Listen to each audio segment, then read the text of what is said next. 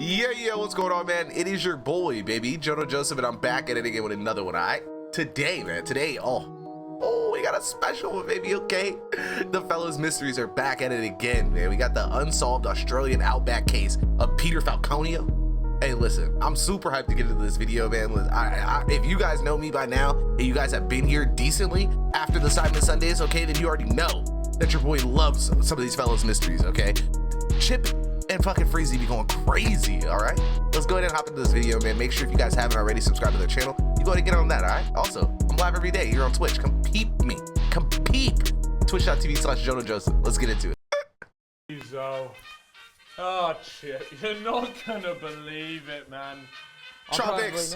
No, I don't think you will, mate, because, look, it's gonna sound crazy, but I was genuinely threatened by a calendar on my way to filming today. Oh yeah? What? Yeah, mate, it said my days were numbered. It's a bit odd. Anyways, what do we have today? What's the damn mystery? it, bro. Today, He always do we this have shit. the disappearance or the murder of a man called Peter Falconio. Joanne Lees endured the most terrifying night of her life. Peter Falconio's Oh my body God. still hasn't been found. She and her boyfriend were attacked by a gunman. Joanne escaped, but her boyfriend, Peter Falconio, has not been seen since. Joanne Lees, she was very determined about what she wanted. Do they really call people in Australia Outbacks? Like Outback people? I always thought that was like a movie thing or like a joke. I didn't know that was like real. I couldn't imagine a more frightening and intimidating experience.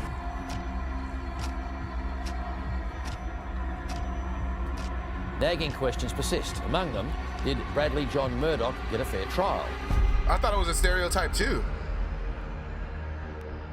Oh, the intro hard. Intro hard. This happened very recently, 2001, kind of recent.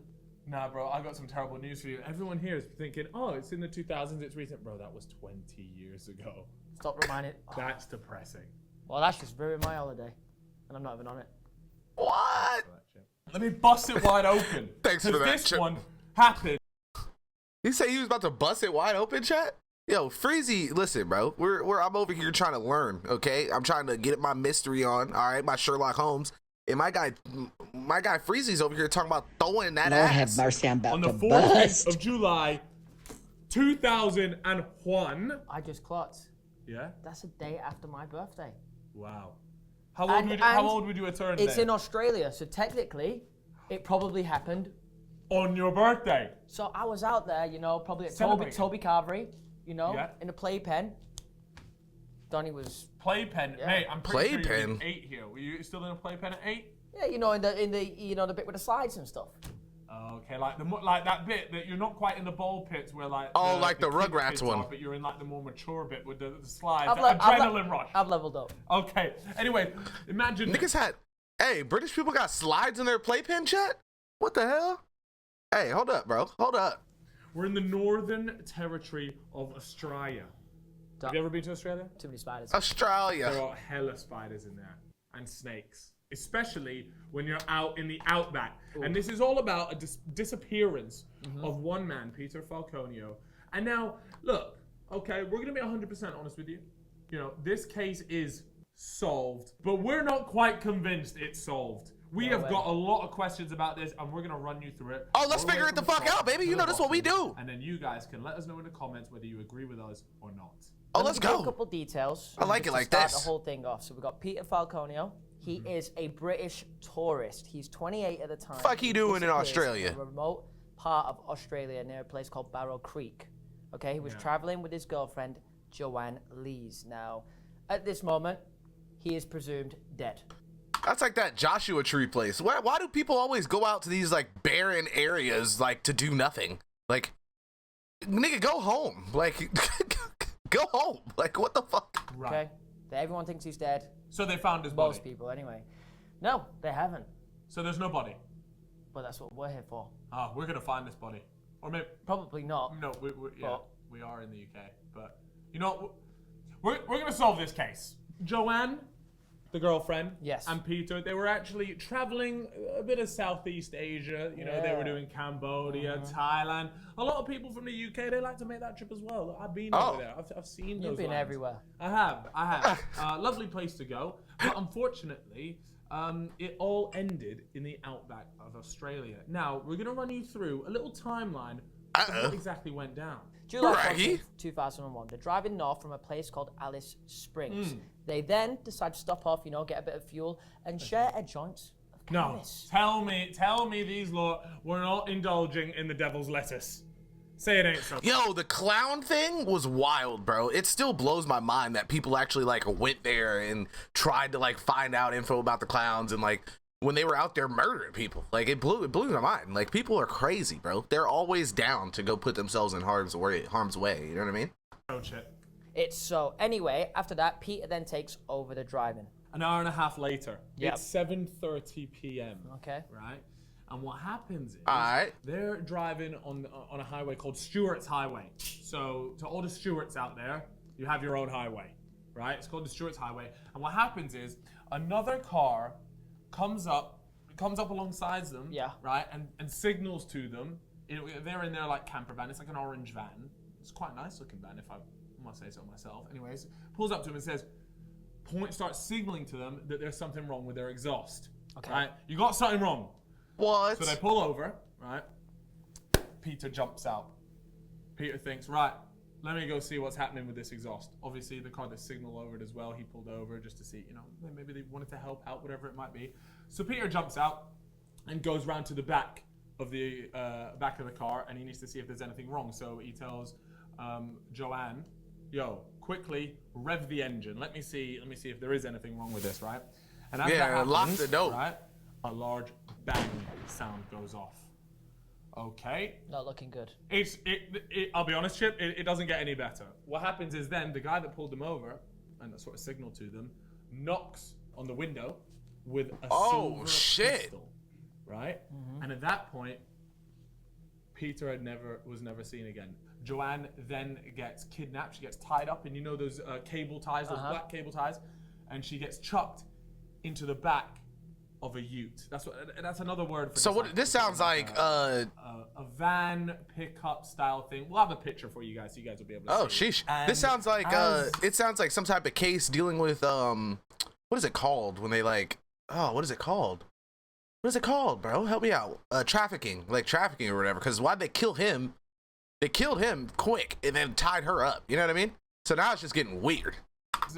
Supposedly, as the guy is now dealing with Peter's body, she manages to wriggle out of the van and run away into, there's like, you know, once they pulled over, there's like all those like Australian bushes. Again, we'll get a picture up so you guys can sort of envision this, but these are some small little shrubs. Like a desert bush, though. Yeah, lots of desert bushes, essentially, right? Now, what then is claimed to have happened is the guy then goes, oh crap, she's got loose, and goes and tries to find her in the bushes. Now, according to her, he came very close to her 3 times, but then eventually he sacks off. He says, right, I can't find her. Oh god, it's like a video game, bro. After that third time, I would have shit myself. I'm like, this is it. This is when he gets me. He drives off, never to be seen again. It's a wrap. Then, a few hours later, at 1 a.m., a man named Vince, we only know his name's Vince because, you know, after everything come out, we found out his name was Vince, all right? A truck driver, pulls over because Joanne had got out and sees that she's obviously, she had a few wounds and things like that, goes, picks her up, takes her back, washes her off, calls the police. Barrow Creek proprietor Les Pilton and his partner Helen Jones looked after Joanne and called the police immediately. The police arrive. Uh-oh. And that's that. From there, we need to talk a little bit about who, what, when, where, how. Okay? Because where is Peter? The body was never found. Why? I've got so many questions. Okay, so we need to talk about the crime scene. Obviously, And all they that's didn't gone put down, they didn't put but the when it body in comes the to actual car. Crime scene. There's pretty much nothing there. There's no gunshot residue, no brain matter, anything, no drag marks, Yeah. nothing like that. No shell casings from the Oh! gun. No shell casings hold from the gun. 8 hours later, they put roadblocks into place, and expert trackers could find like no sign of footprints other than those of Joanne's. Okay. So you it's would only think, Joanne. So they're it's saying gonna be, Joanne did this shit. You know, if her footprints are there, then Whoa. where's the attacker's footprints? Now, it's important to note, right, there was a small pool of blood covered in dirt, right? That was there. So, but that was it. Now, if it was a gunshot, right, we've all seen it. We've seen it in movies. If someone shoots someone, it's a splatter. It sprays across everywhere. It's not. It just depends though, like where, because he could have like put the gun. He could have put the gun like into his body. You know what I mean? Almost had like a silencing effect to it, and that could have just caused like it could have like not gone through him. You know what I mean? And so that would have caused him to just kind of bleed out, not necessarily splatter. So I can kind of see that, unless this shorty been tripping this whole time. No. That just doesn't line up and it doesn't make sense. Not only that, but instantly I've got a few questions about the footprints. Only Joanne Lee's are there. What about this other guy that supposedly went and helped out with this exhaust, the one that tapped on the window with the pistol? Joanne was asked to describe what the attacker looked like, and what she said was that he had straggly hair with a Mexican-style mustache. Have you ever had a Mexican-style mustache before? No, you can't. What? Do. Right now. This is not a Mexican-style mustache. It's an attempt at one, I know you're trying. I was actually, Caught in 64K. But yeah, she said that it was shoulder-length hair. He wore a hat, and he looked between the ages of 40 and 45. She obviously described the car. She said it was like that white Ute car, maybe even a Land Rover. And then not only that, but she obviously admitted later on to being quite high, right? So she later admitted to smoking the cannabis, right? But she said it was pretty strong. That shit hit different. Oh, she had that good stuff. That good Australian Outback Kush. That lemon haze, baby. That lemon haze. And so Hold what up. she claims is Hold that up. she remembers some things, but not everything. Okay, that will make Right. sense. Yeah, it would. Yeah, you know what? It would make sense. But it's also A Mexican-style mustache? Yeah, you heard that. So you're probably thinking, in fact, I know you're thinking this. CCTV footage. Now That's exactly what I was thinking, Chip. We Thank are in you. the middle of the Outback, so I'm not sure the desert is quite normally the place for that. However, the police did find CCTV footage of a man that they believed to be the attacker. Now, they take this footage, show it to Joanne, and Joanne actually says that she believed that the guy in the CCTV footage was a little bit too old to actually be the attacker. So, quite strange, you know. So she said That is strange, but she then said again, that it isn't him. Anyway, hold up. the man in the footage is believed to be a man called Bradley Murdoch. Right. Yeah. Now, today, this footage, it wouldn't stand up at all. Really, it's not good enough. No, it's not good enough. You could pick it apart. Yeah, I'm sure there's problems with it. Yeah, I mean that's the thing.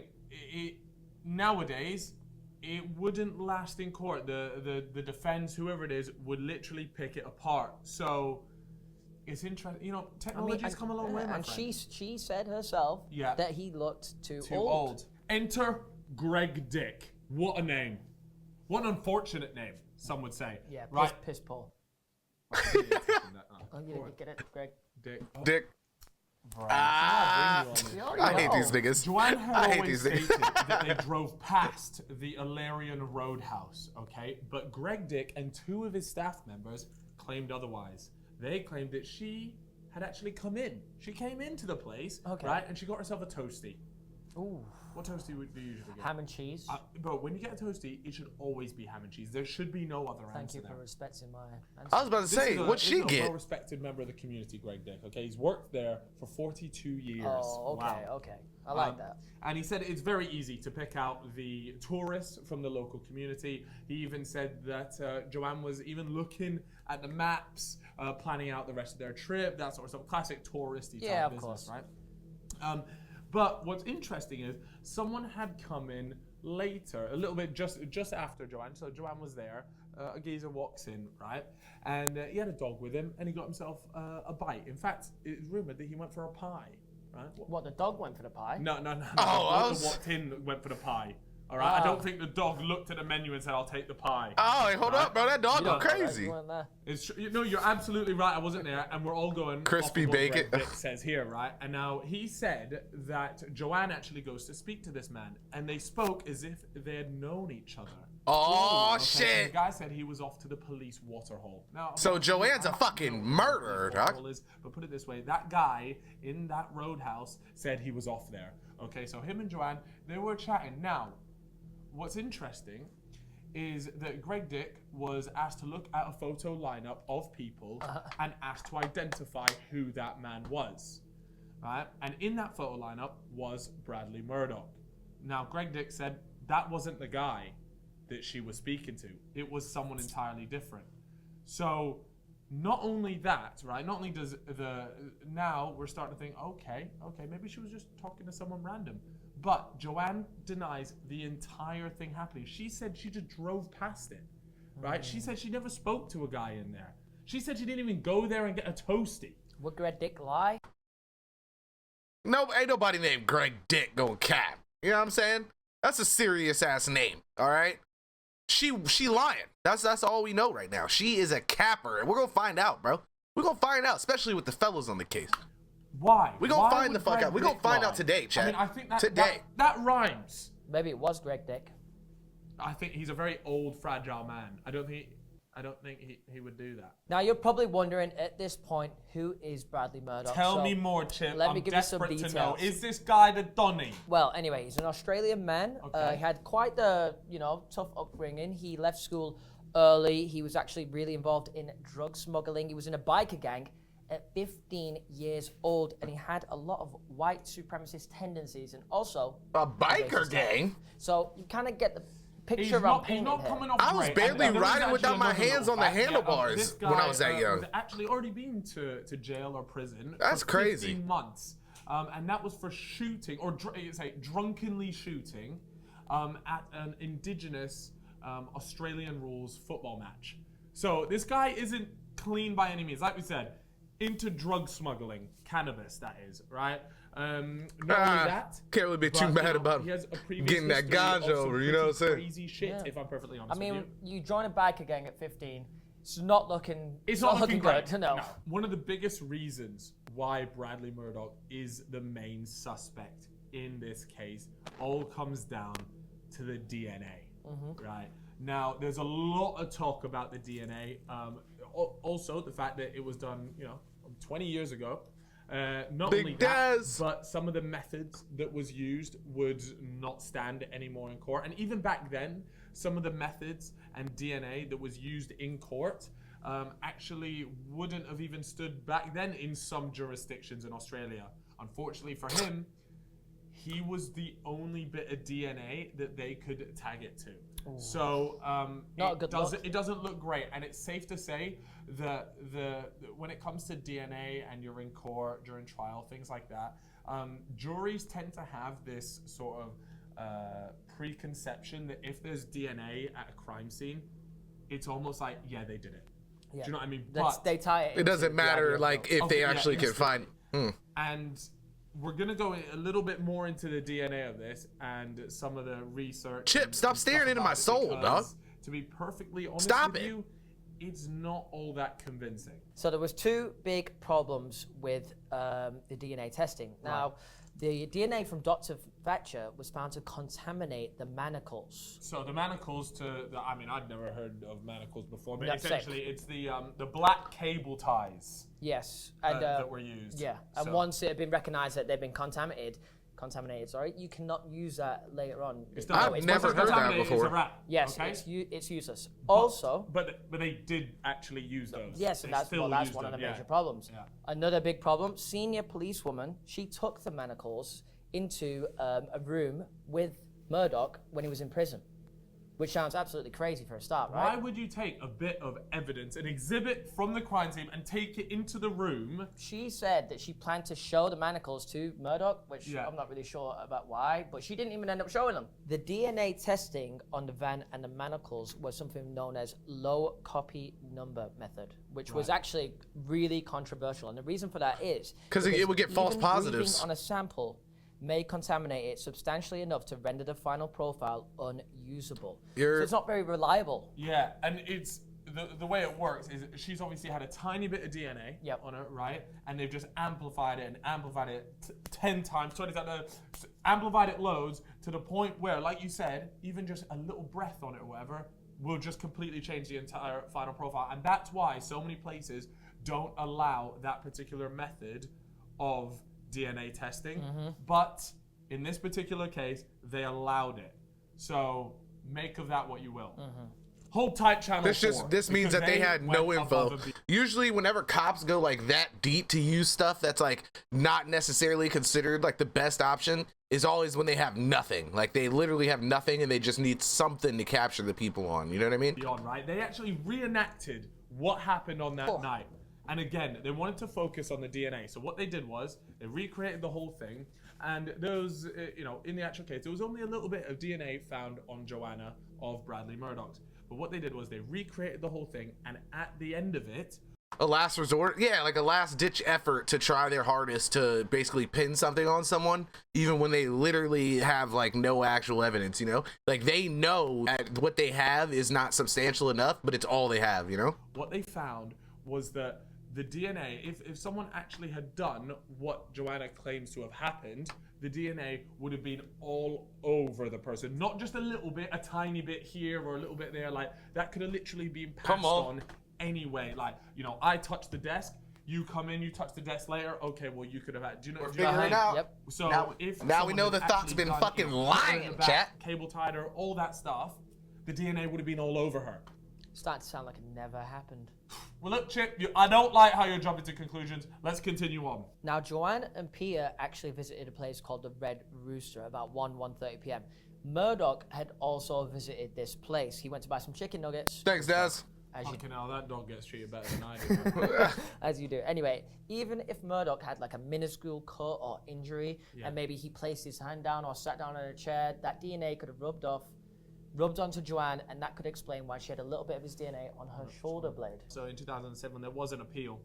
But the court actually, unfortunately for Bradley, said that there is no suggestion that the appellant, so Bradley, was bleeding or had done anything that might cause him to bleed prior to entering the Red Rooster store.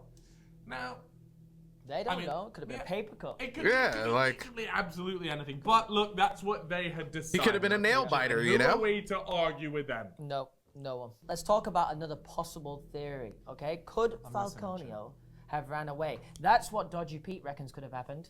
You're not joking, by the way. The guy is called nicknamed him Dodgy Pete. Anyway, he claimed that they worked together for about 2 years, and at some point they were looking at life insurance scams together. So, Okay, so he runs away, cashes out on life insurance. Bread Big money, season. baby. Bread big money. season, And I got a quote from Dodgy Pete, Yeah. The trustworthy Dodgy Pete. He says, "There is no doubt in my mind that Falconio could." So what he's saying is he could have done the life insurance, no problem. You know what? I quite like this theory, I don't like this one, bro. Because, look, the police didn't set up the roadblocks, they didn't set up all this sort of stuff until about 8 hours after it all happened. Now, 8 hours is plenty of time to get away, to go as far as you possibly want to go, and even if you wanted to, you could even leave the country in 8 hours. But they're in the middle of the Outback, right? Mate, you can get to an airport and you can What, sack it on off. foot? He's on foot. But then I think, unless it whips out a little mini moped from well, the no, boot. but that's it. No, But unless he got what if they were picked up, chatting or to he that had, guy, the guy that Joanne stopped. was talking to outside or at that last place, the Roadhouse. Yes. And what if they were like, okay, meet us here at this time. Peter's gonna get in your whip, and you're gonna whip him all the way to XYZ. Get him on a flight, get him on a plane. I like this one. Get him on a boat. I don't know, something like that. The thing is, though, it would explain why there's barely any DNA at the actual scene as well. Yeah, and they've tried it's a pretty poor effort at making a crime scene. And then they do a freeway split on the money. Back to Bradley Murdoch. Now, he had a mate. He had a business partner actually called James Heppy. Now these guys. Like that. That guy looks sus. Wow. In South Australia. Entrepreneurs. Do you want to give him that? Yeah, sure. Let's give him that title. Look, cannabis entrepreneurs, right? And what happened was, there was a bit of a dispute between Heppy or James Heppy and Bradley Murdoch, and there was some missing cash. And look, they weren't on the best of terms. Now, what ends up happening is Heppy actually gets done for smuggling, right? Ooh. So he gets arrested. Okay. And he's done. Now, they started asking him questions about Murdoch, and in particular the crime as well. And what he said was that, what James Heppy claimed was that Murdoch, back in 2001, said to him, it's very easy to hide a body. You just bury it in a spoon drain. What's a spoon drain? Yeah, what is it? Let me tell you, mate. It's an area of mud by the side of the road. So Oh, a why ditch. does that make it easier to hide a body? I think, mate, it's just one of them Australian things. I don't think we probably ain't got any spoon drains in the UK. Not only that, but James Heppy also claimed that he remembers Murdoch playing around with cable ties. Oh. Okay. Look, I'm okay with that. I'm fine with that, but I just think it's a very weird thing to remember about someone when you're running. Yeah, a like cannabis those exact business. details. There's so many other things to think Yeah, about. yo, but Freezy you thinking just now. remember Freezy this thinking, one 'cause time way back that's when mad he weird. was playing around with cable ties. I'm pretty sure in the Outback, cable ties are used for a lot of things. Yeah, I just feel like he was maybe forcing it a bit too much, and the reason why he might have been forcing it is because, interestingly enough, when Heppy appeared in court to testify, he got his get out of jail free card. Now, what I'm trying to say is, yeah, because he dubbed him in. because he was willing to testify and say all this stuff, he said, "We're not going to do you for the smuggling, mate. You're good to go." Now, I think that's a bit. Oh, so they hoe it, yo. You know what? If you're going down, you might tell a little porky about a guy you fell out with that stole a little bit of cash from you. Obviously, Bradley Murdoch, when he was arrested, wasn't having it. No way. Nope. So he gave his mate a ring, and this is what the phone call said. I definitely did not do it. I'm not a fucking murderer. Now the trial. The trial begins on the 17th of October 2005. Murdoch has pleaded not guilty to the murder of Falconio and assaulting and attempting to kidnap Joanne. Okay. So he's not guilty. He's saying, look, I ain't having this. I ain't done this. That's what he's saying. Next up, Joanne Lees. Okay, now this bit is quite interesting because what she essentially did was there was obviously a photo lineup and Murdoch was in the lineup and she identified Murdoch as the guy. Yeah. Couple things to point out about this though, right? Is that previously, she did that in 2002. Now, previously, the BBC had put up a picture of Bradley Murdoch saying, "Is this the guy? Is this the guy that did it?" Whatever. Now, she will have seen that photo before and it influenced her decision. Oh, when she took shit. someone out of that lineup. Yes. Right. So she's already seen like an article and she's seen this guy's picture before, already being attached to the case. Hold up. So when she's actually asked to pick someone out from the lineup, she already knows that it's a pretty safe bet that that could be him. Now, the reason why this is a little bit weird as well is you remember that CCTV footage, right? And how she said she saw the CCTV and the guy that was supposedly Murdoch in that CCTV, and she actually said, "Nah, that guy looks a little too old." Yep. Yet when it came to the photo lineup, she was changed her mind. Switched it up. A few different questions there. I think it's a bit weird, right, that they've asked her to do this photo lineup in 2002 after there had already been a lot of media surrounding it, after suspects' names were already thrown around, pictures of suspects were already thrown around. It doesn't make the photo lineup very credible. Murdoch was believed to have left Alice Springs at the time, which would be consistent with him being in Barrow Creek when the murder and the kidnapping when it went down, when it took place. The police found traces of Murdoch's DNA on the manacles, the homemade handcuffs, whatever, and obviously on Joanne's shoulder. Yeah. So that was enough. We knew that. That was actually enough, though. That was all that they needed to charge him. But we already went through the murder. DNA, bro. The DNA isn't good enough. Well, according to them, it was. Even Channel 4's reenactment of it proved that the DNA, it needed to be all over them. So you reckon or it's it would have been dodgy police business, or? Look, I just think, right, this guy was, a drug smuggler. He had a bad history. The police wanted to nail him. Right? Easy to pin it on him. Easy target, man. Yeah. This guy was, obviously he's not a great guy. And we're not saying he is, a great guy and he's, whatever. But do I think that he did this? If he did, there really isn't enough good evidence against it. The not at all. weirdest thing to me, it's not enough, I guess. The whole thing is, where is the body? Is this guy still alive? He's in a spoon drain, mate. He's in the spoon drain. He could be in a spoon drain. He could be. I hope they went and checked all the spoon drains. I think I'm leaning towards more of the fact that he is alive. I think he's alive. It's giving me like complete Tupac vibes. He's on an island somewhere. Come on. Falconio. He's with Tupac, actually. If you're watching this, we'd like to have you on the podcast. Call us up. Ring our bell. We've got a line here. It's not plugged in, but... No, do you know what? And we'll do this anonymously. Just You drop us a ring little my DM bell. on Instagram. Yeah, We- we'll make your I voice think that's the really wrong deep. thing. Yeah, That might and be make you weird. look like I a don't member of know. like I'm an sorry. I anonymous. didn't. Yeah. I like the idea of when you spoke earlier about how Joanna and the guy were in that restaurant speaking. She completely denies the whole thing. But our resident, who's been around for 42 years. Yeah. Mr. Greg Dick, by the way. Greg Dick, no reason to lie. I'm thinking, yes, them two are talking. They've planned to, you know, take Falconio away. Let's get this life insurance money. Let's Whether get or not this they cashed in on that, I bag, don't baby. know. Maybe they couldn't because of the media heat. Either way, like you said, he could have got out of the country in no time. For real. Could be hiding. Joanne Lees, I'm a little bit sus of her, okay? And the main thing I want to talk about, right, and we didn't mention it right at the beginning, but I want to talk about it now, is the bushes. We showed you guys a picture of what those bushes look like. How are you hiding in there? And not being seen. And not being seen. It's not a big Maybe British it was bush. nighttime. Yeah, I can sounds see. We're talking Sounds like- about What is an a British Australian bush? desert bush. Yep. If you just looked around, you don't even have to be told. You could see someone. No cap, Not Sparky. even that far. She said she was in a pretty close proximity to it. She's cable tied. Yep. Bro, I just think Joanne Lees isn't giving us either the full story or there's something more sus going on. She said she heard a gunshot. She said she hid in the bush for 5 hours. Like that just sounds like, you know, extreme Cap. Yeah, like she's giving us some serious cap there. The police even doubted her story a little bit, but there is just because There's just way too much going on. It seems like either they did something, like pulled a whole hoax together, or she could have been cheating. That could have definitely been an option, and they could have just been trying to get that man the fuck up out of here. I really don't know, but I can tell that the cops definitely didn't do their due diligence on the case. And I mean, when the fuck do they ever? Let's be honest. There's no body in this case.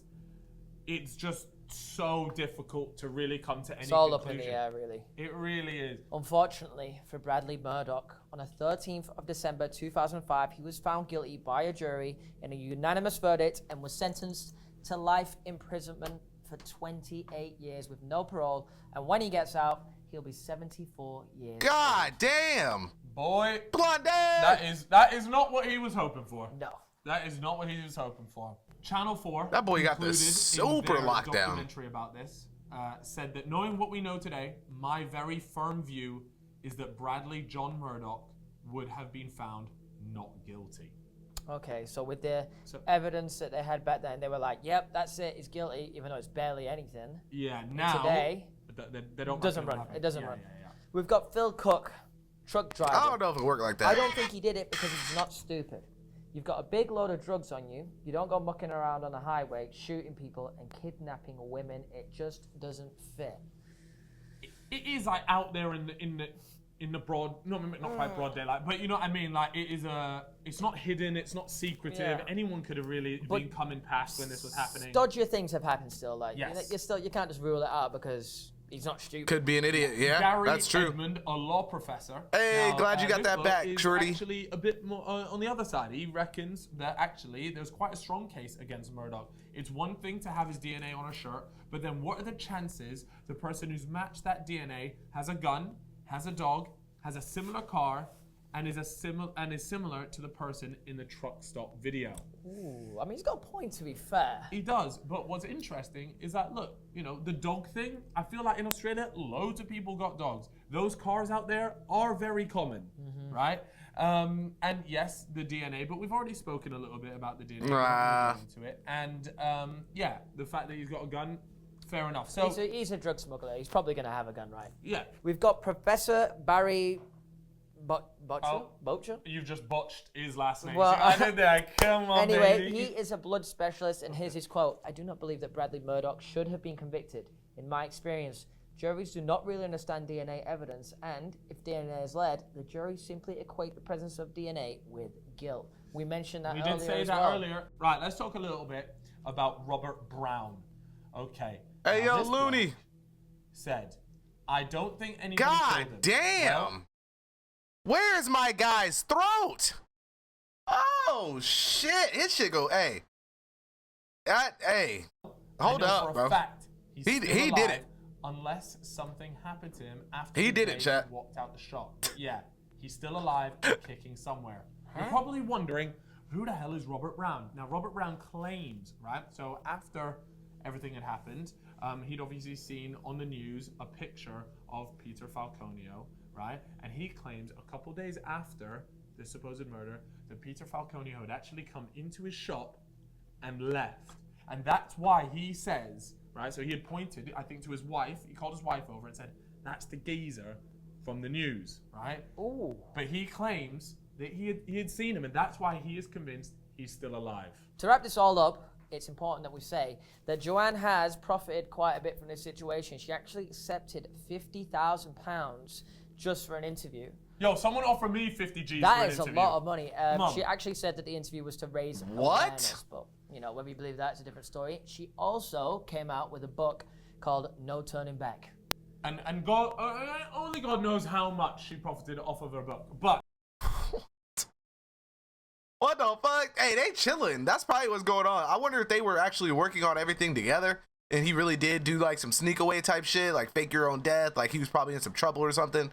And that's why she's just out here killing shit, because he was like, hey, listen, you got to make the bag. You feel me? it is one of those things, I don't know. I don't know, bro. I know there's something questionable going on. I'm happy they looked at this. I'm happy they looked at this. Would I have done that interview? I understand, obviously, wanting to raise Because there's definitely some weird shit. Yeah, there is, there was some monetary gain behind some of this stuff. Now, make of that what you will. What I will say, guys, is that if you haven't already, make sure you hit the subscribe button. Click that the button. Mysteries are going to the moon. Yes. We'd love to hear your thoughts on this case and who you guys think did this.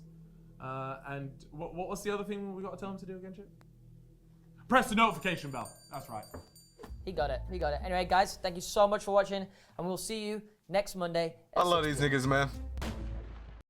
Make sure you guys are here, bro. Every fucking Monday, all right? Make sure you hoes are here. I love y'all, baby. Peace.